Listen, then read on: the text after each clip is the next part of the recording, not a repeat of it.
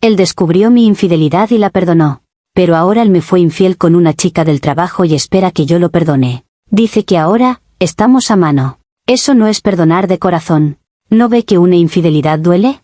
El hombre al que engañé me miró a los ojos y, sin levantar la voz, me explicó que se había acostado con una compañera de trabajo para restablecer el equilibrio entre los dos, que ahora su traición y la mía pesaban igual en la balanza.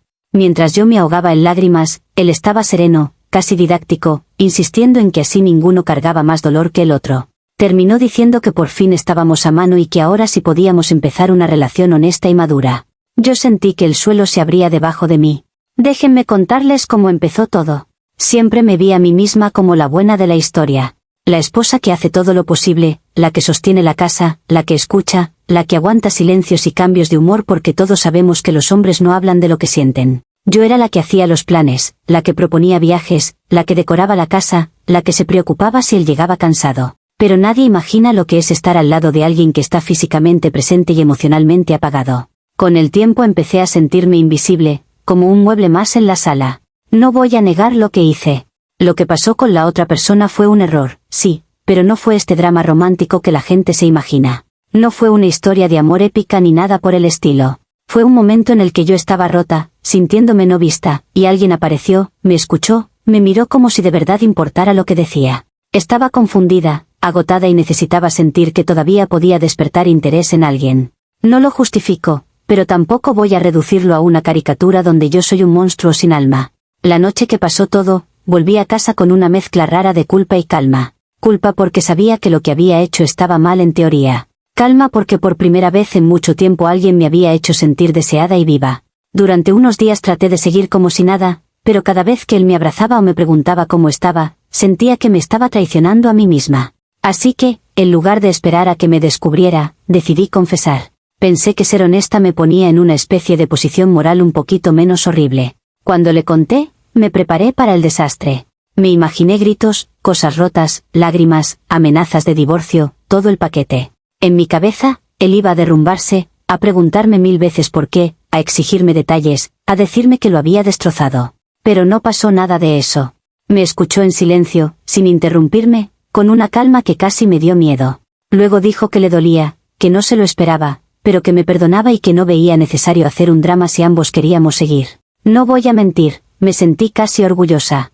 Pensé que tenía un esposo emocionalmente maduro, un hombre distinto, que no se rebajaba a escenas patéticas ni a berrinches. Incluso llegué a decirle a una amiga que qué suerte tenía de estar casada con alguien tan centrado, que entendía que los errores pasan y que lo importante es el amor. Yo misma me repetía que esa reacción confirmaba que lo nuestro era fuerte, que si había perdón sin drama, entonces teníamos una base sólida. Después de la confesión, obvio que me esforcé un poco más. De repente preparaba su comida favorita, me arreglaba más para él, buscaba conversaciones profundas, le preguntaba por sus días. Siempre con esta sensación de que ahora yo era la que debía compensar algo.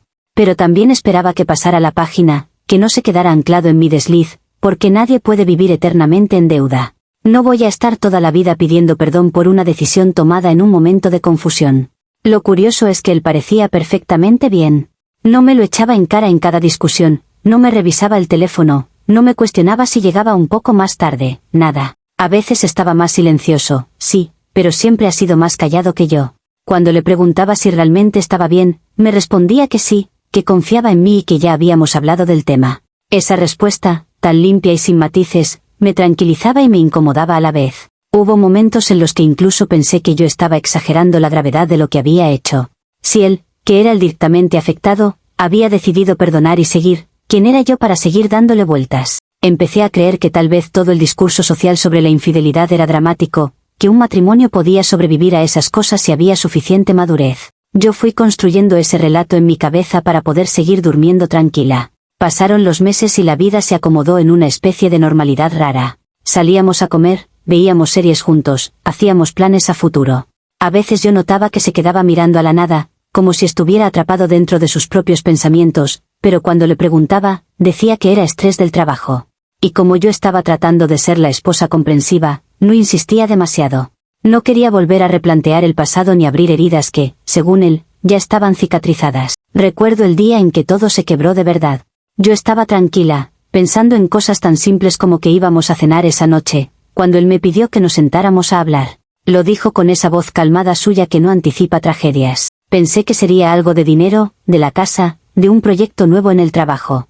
Nunca imaginé que lo que venía era su propia confesión envuelta en un papel de supuesta justicia emocional. Se sentó frente a mí y me dijo que había estado pensando mucho en lo que pasó con mi infidelidad, en lo que sintió y en cómo eso cambió su forma de verme y de ver la relación.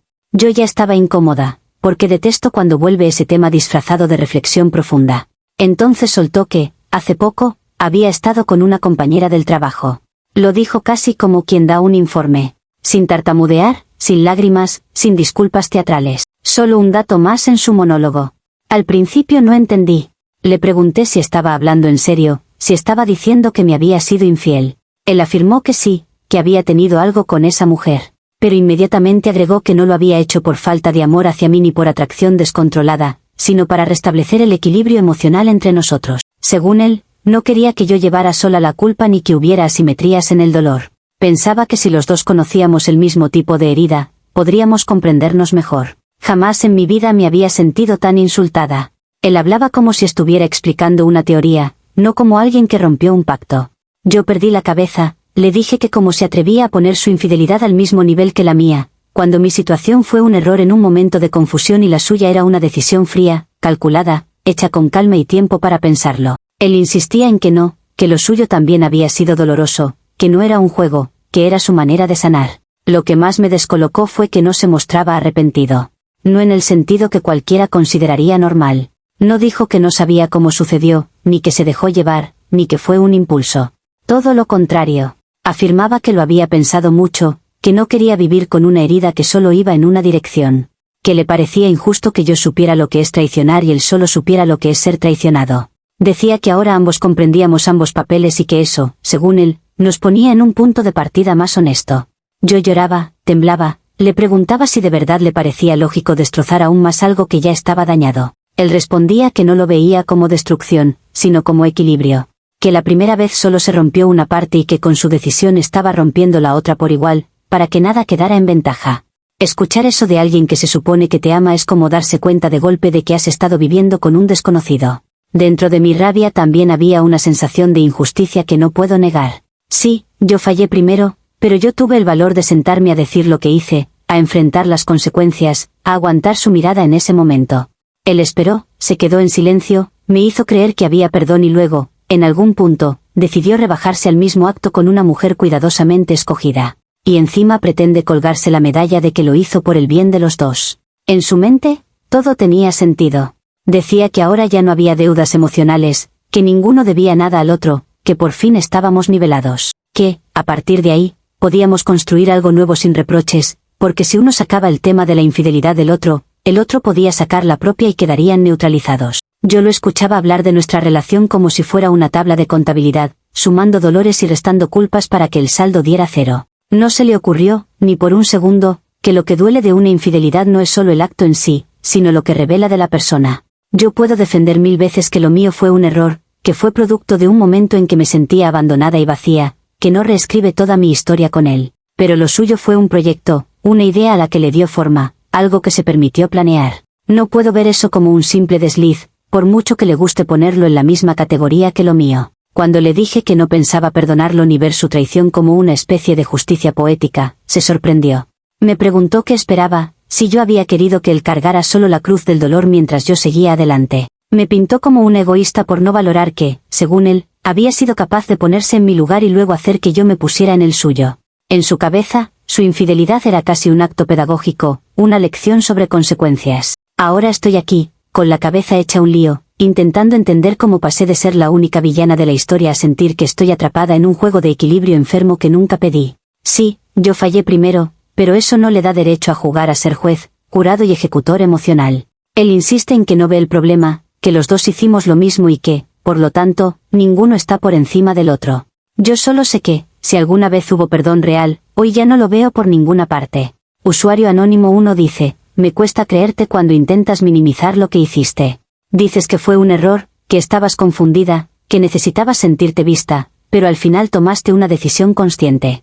Y ahora te parece imperdonable que él, desde su lógica retorcida o no, haya tomado también una decisión. ¿No será que te molesta más perder el papel de víctima que lo que él hizo en sí? Respuesta de la OP, es muy fácil hablar desde afuera como si todo fuera blanco o negro. Yo nunca he dicho que lo mío estuvo bien, solo que tuvo un contexto emocional que él conocía y aún así eligió añadirme más dolor. Una cosa es equivocarse y otra es sentarse fríamente a diseñar la forma en que vas a herir al otro. Que te cueste creerme no cambia el hecho de que su reacción fue completamente desproporcionada y calculadora. Usuario Anónimo 2 dice, entiendo que lo que hizo él suena frío, pero también pienso que tú estás pasando por alto algo importante. Él nunca te obligó a engañarlo, eso vino de ti. Si ya lo habías destrozado una vez, ¿por qué esperabas que su forma de manejar el dolor fuera sana o perfecta?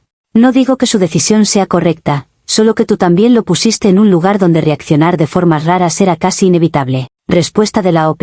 Nadie está diciendo que él tuviera que reaccionar de forma perfecta, pero hay una diferencia entre estar herido y montar toda una teoría de equilibrio para justificar una infidelidad propia. Yo acepté que lo dañé, lo enfrenté, di la cara. Él escogió vestirse de santo, fingir que perdonaba y luego traicionar cuando le vino en gana. No pienso cargar sola con todas las consecuencias emocionales solo porque fui la primera en fallar. Usuario Anónimo 3 dice, lo que describe de él suena más a alguien que no sabe procesar lo que siente y se agarra a cualquier narrativa que lo haga sentir menos débil. Quizás su rollo del equilibrio es solo una excusa para no admitir que quería vengarse. Pero también me llama la atención que tú sigues hablando de tu infidelidad como si fuera casi un síntoma de algo que él hizo mal antes, como si hubieras tenido pocas opciones. Eso tampoco es justo. Respuesta de la OP. Claro que su discurso del equilibrio es una excusa, en eso estamos de acuerdo. En cuanto a lo mío, nunca he dicho que él me obligara a nada, solo que no se puede desconectar un acto de todo lo que lo rodea. Si yo llegué a ese punto fue por una acumulación de cosas que él ignoró durante años. No es que no tuviera opciones, es que me sentí sola en una relación donde se suponía que no debía estarlo. Y ahora resulta que la única que tiene que ser perfecta soy yo. Actualización 1. No sé si fue curiosidad, instinto o simple aburrimiento, pero todo empezó un día en el que estaba buscando unos documentos familiares que él siempre guarda en el closet, en la parte alta, detrás de las camisas. Había papeles del banco, certificados, carpetas viejas. En medio de todo eso, vi un cuaderno negro, sin etiquetas, metido de forma extraña entre las prendas. No era el típico cuaderno de trabajo ni nada, y como nunca lo había visto antes, lo bajé pensando que serían cosas de impuestos o listas de pendientes. No estaba preparada para lo que me iba a encontrar. Apenas lo abrí, vi fechas. Muchas fechas, ordenadas con una prolijidad que no sabía que él tenía. A un lado de cada fecha, comentarios sobre nuestro día, sobre mis reacciones, sobre cosas que yo había dicho. Al principio pensé que eran notas de terapia o algo así, hasta que empecé a leer con más atención y vi cosas como observación de su reacción tras la confesión, niveles de culpa percibidos, disposición al cambio. No eran frases espontáneas, eran casi como informes sobre mí. Me di cuenta de que mi infidelidad no había sido solo un evento doloroso, sino un material de estudio para él. Continué pasando páginas y ahí estaban los nombres de otras mujeres. No solo el de la compañera de trabajo, sino varios más, conocidas, vecinas, incluso una ex que yo sabía que le escribió hace años. Cada nombre tenía anotaciones al lado, accesibilidad, nivel de cercanía, tipo de vínculo, riesgos. Y, como si fuera poco, había un apartado claramente titulado Posibles candidatas para equilibrar la relación si llega a ser necesario. El nombre de la compañera con la que al final me fue infiel estaba subrayado desde meses antes de que él me confesara algo. Eso fue lo que me heló la sangre. Había párrafos completos en los que él analizaba cosas como cómo la traición afecta la empatía o patrones de comportamiento en una persona culpable. Yo, reducida a una especie de experimento, convertida en ejemplo para su teoría. No escribía como alguien herido, sino como alguien obsesionado con comprender y controlar cada matiz de la situación. Hablaba de mi culpa, de mi necesidad de agradar, de mi tendencia a justificarme. Ver cómo desmenuzaba mi personalidad en su cuaderno me hizo sentir desnuda de una forma que ni siquiera mi infidelidad había logrado. En vez de quedarme callada y procesarlo, fui directamente a confrontarlo. Le puse el cuaderno encima de la mesa y le pregunté qué demonios era eso. Él, lejos de alterarse o de intentar arrebatármelo, se limitó a mirarme con calma y decirme que era su proceso, su forma de sanarse, su método de reconstrucción después de lo que yo le había hecho. Dijo que necesitaba entender cómo funcionaba la mente de alguien que traiciona para poder decidir qué hacer con la relación. Que escribir lo ayudaba a ordenar sus emociones. Yo le señalé la parte de las posibles candidatas y el nombre subrayado de la compañera. Le dije que eso no era sanación, era planificación. Que no hablábamos de un hombre que se dejó llevar por una noche de debilidad, sino de alguien que había estado considerando opciones, evaluando mujeres, eligiendo. Él insistió en que no lo veía así, que solo estaba contemplando escenarios, que la mente hace cosas raras cuando está herida. Pero no se inmutaba. Era como discutir con una pared que cree que tiene la razón porque escribió todo en un cuaderno. Cuanto más hablábamos, más claro se hacía que él no actuó desde el dolor espontáneo, sino desde una obsesión con controlar la narrativa y equilibrar algo que, según él, yo había torcido primero. Él se veía a sí mismo como alguien que se estaba autoanalizando, casi dándose crédito por ser capaz de observarse y estudiar mis reacciones. Yo, en cambio, solo veía a un hombre que decidió convertir nuestra vida en un laboratorio emocional sin pedirme permiso. Y lo peor es que, para él, ese cuaderno lo justificaba todo. Salí de esa conversación con la sensación de que ya no estaba casada con un hombre herido, sino con alguien que se sentía legitimado a hacer lo que quisiera conmigo porque lo había puesto por escrito y lo llamaba método. No era solo la infidelidad, era la frialdad de haberla anticipado, considerado y registrado como parte de un supuesto camino hacia la sanación. En ese momento, algo dentro de mí empezó a romperse de una forma distinta a lo que yo misma provoqué meses atrás. Usuario Anónimo 1 dice, encontrar ese cuaderno cambia completamente la percepción de todo. Ya no es solo que él te haya engañado para sentirse mejor, es que llevaba meses tratándote como un objeto de observación. Aún así, no puedo dejar de pensar que esta espiral empezó cuando tú decidiste cruzar la línea primero. No justifico lo suyo, pero siento que subestimas el impacto de tu traición inicial. Tal vez para él esto fue la única forma que encontró de sentir que recuperaba algo de control. Respuesta de la OP, me encanta cómo todos se vuelven expertos en justificar lo que hace él. Sí, yo fallé, ya lo sabemos, no hace falta repetirlo en cada frase. Pero una cosa es reaccionar desde el dolor y otra montar toda una estructura de análisis con listas de candidatas para igualar la herida. Una reacción impulsiva es entendible, convertirlo en un proyecto calculado no. Si su manera de recuperar el control es tratarme como un experimento, entonces claramente el problema va mucho más allá de mi error. Usuario Anónimo 2 dice, ese cuaderno me parece de lo más inquietante. Una cosa es escribir lo que sientes para desahogarte, y otra muy distinta hacer listas de mujeres que podrían servir para equilibrar una relación. Aunque tú hayas empezado con la infidelidad, no te convierte en un conejillo de indias. Si él se sentía tan mal, pudo haberse ido, haber terminado la relación. Lo que hizo suena más a venganza disfrazada de reflexión. Respuesta de la OP, por fin alguien que ve lo mismo que yo. Si de verdad hubiese querido sanar, tenía 1000 opciones más sanas que ponerse a evaluar a otras mujeres como si estuviera comprando un producto.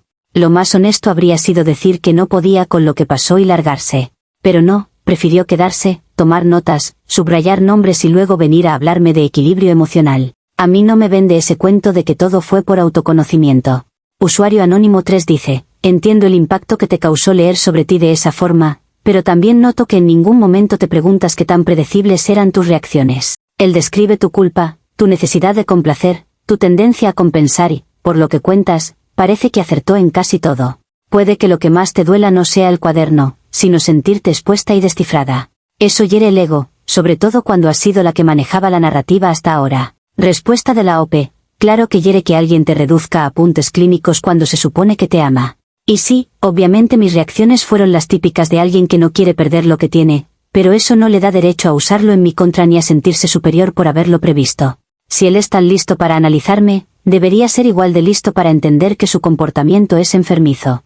Que haya acertado en algunas cosas no hace que el cuaderno sea menos perturbador. Actualización 2. Pensé que nada podía sorprenderme más después de ese cuaderno, pero estaba equivocada. Unos días después de esa confrontación, tocaron la puerta de la casa una tarde en la que yo estaba sola. Al abrir, me encontré con ella, la famosa compañera de trabajo, con los ojos hinchados de llorar y una expresión entre culpa y rabia. Nunca habíamos pasado de saludos cordiales en un par de eventos, así que verla ahí, en mi puerta, fue como si alguien hubiera tirado un vaso de agua helada sobre una herida abierta. Entró casi sin que yo tuviera que invitarla, como si la casa también fuera su escenario. Se sentó en el sofá y empezó a hablar atropelladamente, diciendo que ya no podía más, que se sentía utilizada, que necesitaba que yo supiera la verdad completa. Yo, que supuestamente soy la villana eterna, tuve que servirle agua a la amante de mi esposo para que se calmara. Había algo tan absurdo en esa escena que por un momento me sentí como si estuviera viendo la vida de otra persona. Lo que ella me contó encajaba demasiado bien con lo que ya había visto en el cuaderno. Dijo que desde el principio le había contado que yo lo había engañado, que estaba intentando salvar el matrimonio, que no quería separarse hasta poder comprobar ciertas cosas. Le aseguró que lo suyo no era una relación real, que era algo temporal, casi instrumental. Según ella, él le repitió varias veces que no la estaba usando, aunque, viendo el panorama, eso es exactamente lo que hizo. Lo peor fue cuando empezó a leerme mensajes que él le había enviado. Frases como quiero que sienta lo que yo sentí o no quiero empatar, quiero que entienda el tipo de dolor que causa.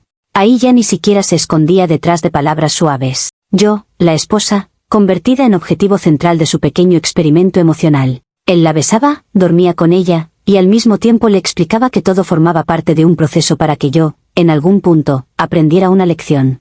Me usó a mí, la usó a ella, y lo llamó necesidad emocional. La compañera estaba destrozada porque se dio cuenta de que nunca se trató realmente de ella. Dijo que al principio se sintió especial, que pensó que él estaba enamorándose, que su historia conyugal era algo que se estaba apagando y que ella era esa luz nueva. Pero con el tiempo notó que cada conversación volvía a mí, a lo que yo hice, a cómo él imaginaba mi reacción cuando se enterara. Ella terminó entendiendo que no era más que una herramienta para medir cuánto podía hacerme daño. Mientras hablaba, no pude evitar sentir una mezcla repugnante de compasión y desprecio. Por un lado, ella había decidido meterse con un hombre casado, sabiendo que yo existía. Por otro, era evidente que él la había manipulado con este discurso de sanación y equilibrio. Y en medio de todo, la única constante era yo, la que supuestamente inició el desastre pero que ahora estaba pagando por dos. Que me dijera que él no la besaba por deseo sino por necesidad emocional fue el colmo del cinismo disfrazado de profundidad. Cuando ella se fue, dejándome con el teléfono lleno de capturas de conversaciones que yo no pedí,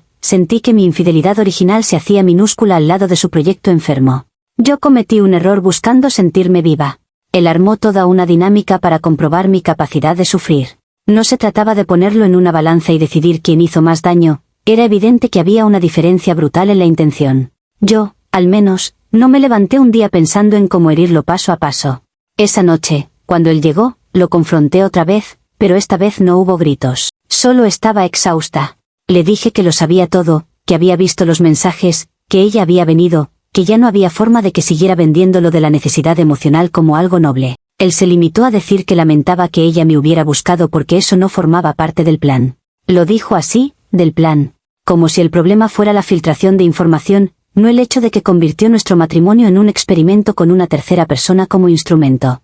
Usuario Anónimo 1 dice, la aparición de la compañera confirma que lo de él fue premeditado y que te usó como justificación para todo. Aún así, me sorprende que sientas tu infidelidad como minúscula ahora. Entiendo que lo suyo fue más elaborado y cruel, pero si tú no hubieras abierto la puerta cruzando ese límite, él nunca habría tenido el escenario perfecto para jugar a este experimento. ¿No te parece que también estás reescribiendo la importancia de lo que hiciste? Respuesta de la OP, no estoy diciendo que lo mío fue insignificante, solo que, comparado con alguien que planifica, registra y utiliza a otra persona como herramienta, obviamente queda en otro nivel. Yo no tenía un cuaderno, ni listas, ni terceras personas involucradas de forma estratégica. Lo mío fue un desastre emocional, lo suyo fue una obra de teatro ensayada. Si él necesita agarrarse de mi error para justificar lo que hizo, perfecto, pero no voy a fingir que son equivalentes. Usuario Anónimo 2 dice, lo más escalofriante es como él habla del plan, de necesitar comprobar cosas, como si el dolor de todos fuera simplemente material de trabajo. También me llama la atención que la compañera haya tenido que ser quien te abra los ojos. Si ella no aparecía, probablemente él seguiría con su narrativa de equilibrio y tú dudando de tu percepción. Eso dice mucho del nivel de manipulación al que estaba sometida, aunque tú misma también hayas jugado con la confianza al principio. Respuesta de la OP, exactamente, si ella no hubiera explotado, yo seguiría dudando de si estaba exagerando. Ese es el punto. Él siempre se colocó en ese lugar de persona calmada y razonable, mientras yo quedaba como la emocional y dramática.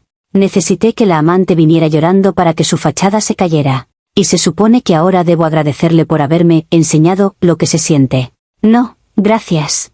Yo ya tenía suficiente con mi propia culpa, no necesitaba un posgrado en venganza emocional. Usuario Anónimo 3 dice, me parece interesante que, a pesar de todo, todavía te veas como alguien que solo buscaba sentirse viva y que cayó en un error. Él, en cambio, aparece siempre como el calculador. Puede que sea cierto, pero también puede que estés simplificando tu papel para no sentir que se parecen más de lo que quieres admitir.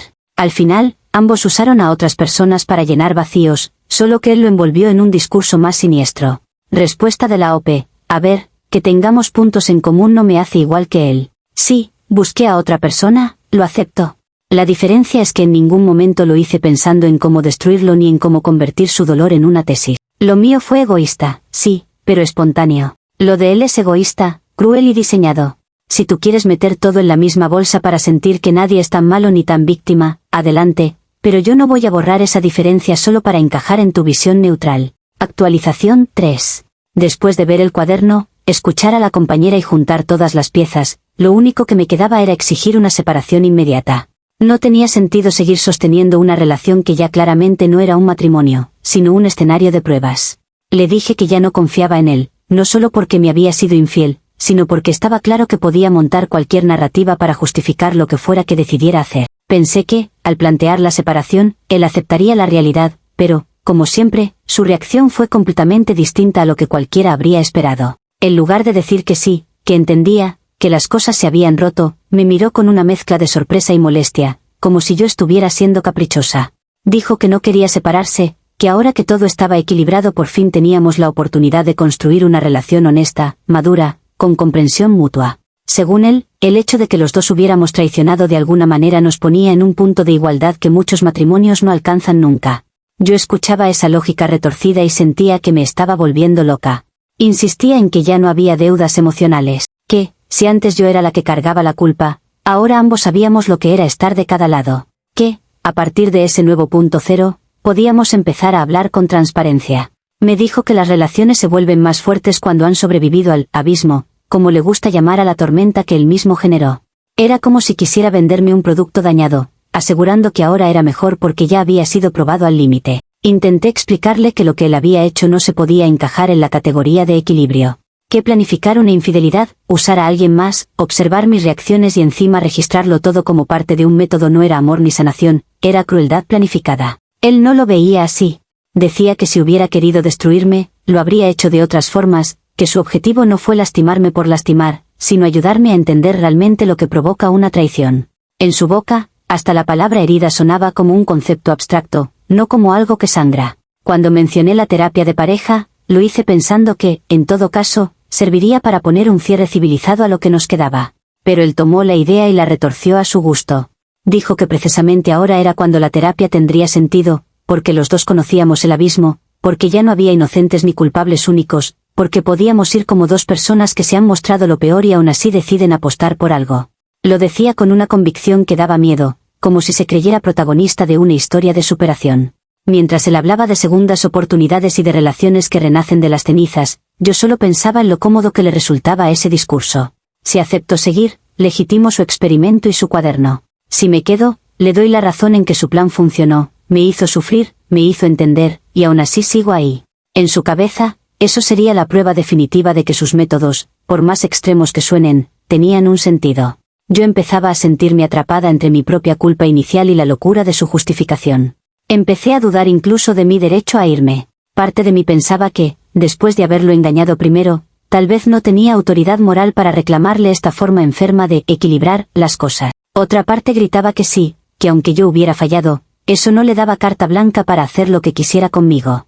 Esa lucha interna me desgastaba más que cualquier discusión con él. Era como si no tuviera un lugar donde pararme sin que alguien pudiera señalarme con el dedo. Cada vez que decía que quería separarme, él volvía con su discurso de amor profundo, de conocimiento mutuo, de que pocas parejas tienen la oportunidad de reconstruirse desde algo tan crudo. Decía que si tirábamos todo ahora, sería como no haber aprendido nada, como desperdiciar el dolor. Yo ya no sabía si estaba hablando de nuestro matrimonio o de su teoría favorita. Lo único que tenía claro es que, por más que intente pintar todo como una gran lección, lo que hizo no deja de ser una forma retorcida de castigo. Y yo no sé si quiero seguir siendo la alumna de un hombre que decidió enseñarme a golpes emocionales. Usuario Anónimo 1 dice, me da la sensación de que él está más enamorado de su propia narrativa de renacimiento que de ti.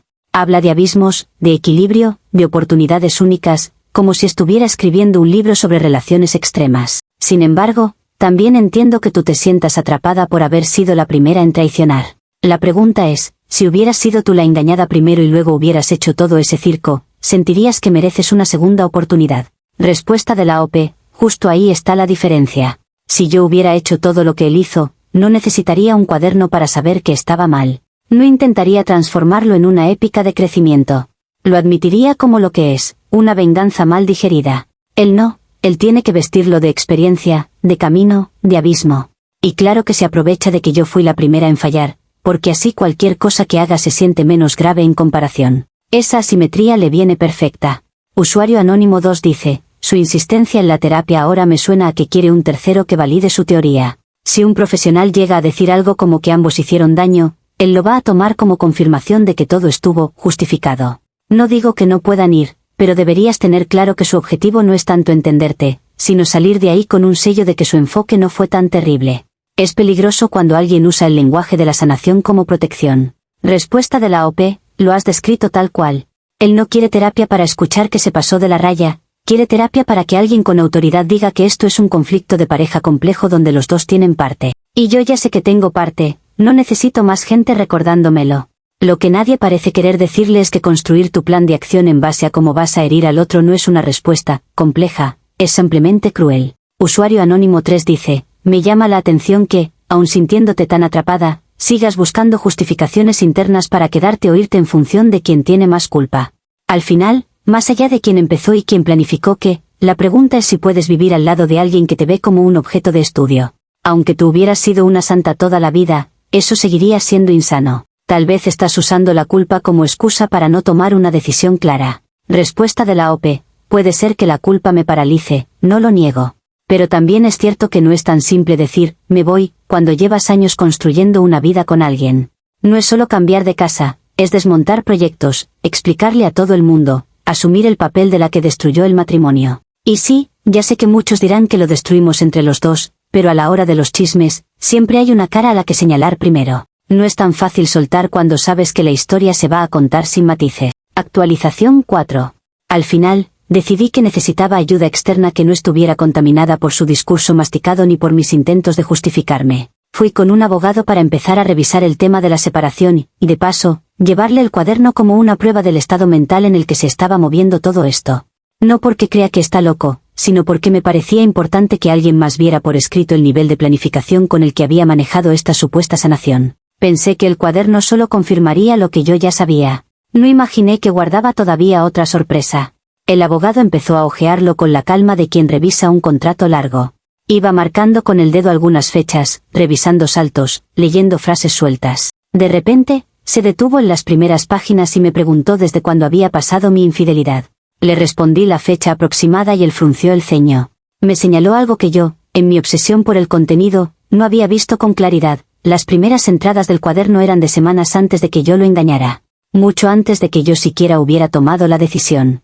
En esas páginas iniciales, él escribía sobre la posibilidad de que yo lo engañara. No hablaba de un hecho concreto, sino de escenarios. Anotaba cosas como patrones de comportamiento que podrían indicar una futura traición, importancia de registrar cambios en su actitud, evaluación de riesgo de infidelidad.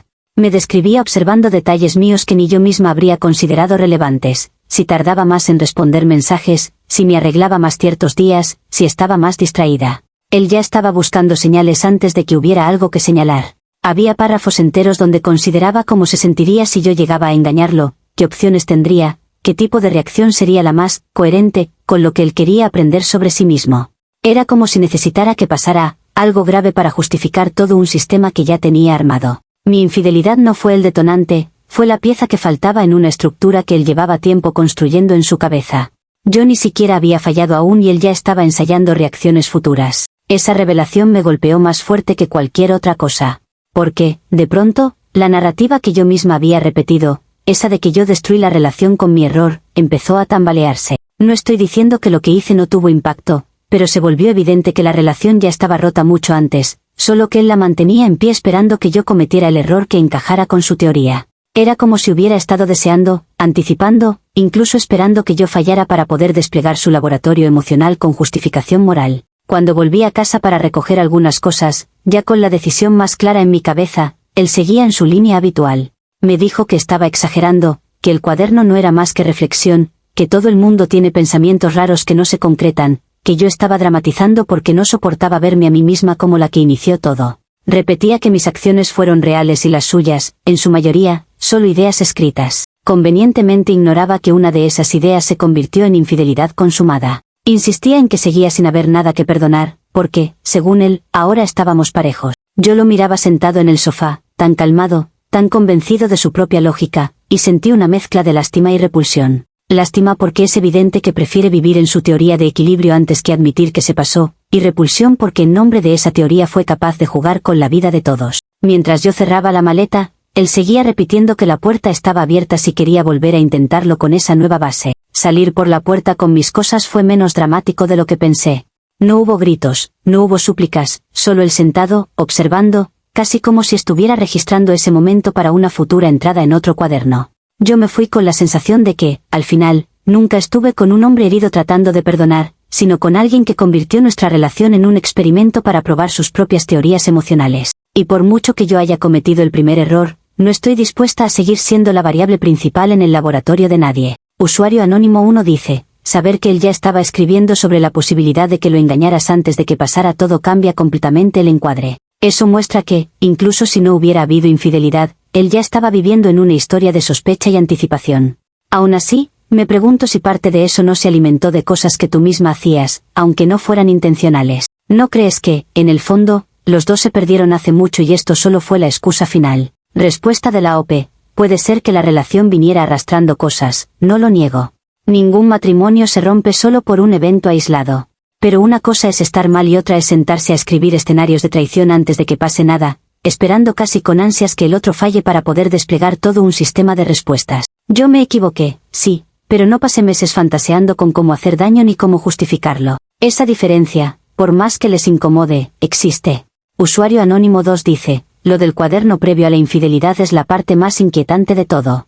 Ahí se ve claro que él necesitaba una historia donde tú fueras la que rompe algo para poder convertirse en esta figura que observa, analiza y equilibra. Me alegra que hayas decidido irte, porque da igual quién empezó, lo que él construyó después no es un entorno sano para nadie. A veces la culpa nos ata a lugares donde ya no hay nada que salvar. Respuesta de la OP, exactamente. Si me hubiera quedado, habría terminado aceptando su versión de que esto era una especie de viaje espiritual compartido. Y no lo fue. Fue mi error usado como piedra angular para justificar su necesidad de control. Irme no borra lo que hice, pero al menos corta el ciclo en el que todo se interpreta a través de su lente. Prefiero cargar con la etiqueta de la que engañó primero, a seguir siendo la protagonista de su experimento privado. Usuario Anónimo 3 dice, me queda la sensación de que ambos ven la relación como algo que hay que narrar, cada uno desde su perspectiva. Tú hablas de error, de búsqueda de sentirte viva, de laboratorio emocional. Él habla de equilibrio, abismo, método. Tal vez lo único honesto que queda es admitir que los dos estaban más enamorados de sus propias versiones de la historia que del otro. De todos modos, me parece bien que te hayas ido. A veces la única forma de salir de un guión enfermo es abandonar el escenario. Respuesta de la OP. Probablemente tengas razón en que cada uno ha construido su relato. La diferencia es que el mío no necesitó convertir a nadie en objeto de estudio para sostenerse. Yo puedo admitir que metí la pata sin necesidad de montar teorías sobre el comportamiento humano. Él, en cambio, parece incapaz de verse como otra cosa que no sea un observador lúcido que sufrió mucho y por eso hizo lo que hizo. No sé si eso es enamorarse de su propia historia o simplemente negarse a aceptar que, más allá de mis errores, también fue cruel. Yo, al menos, ya no pienso seguir siendo un capítulo más en su cuaderno.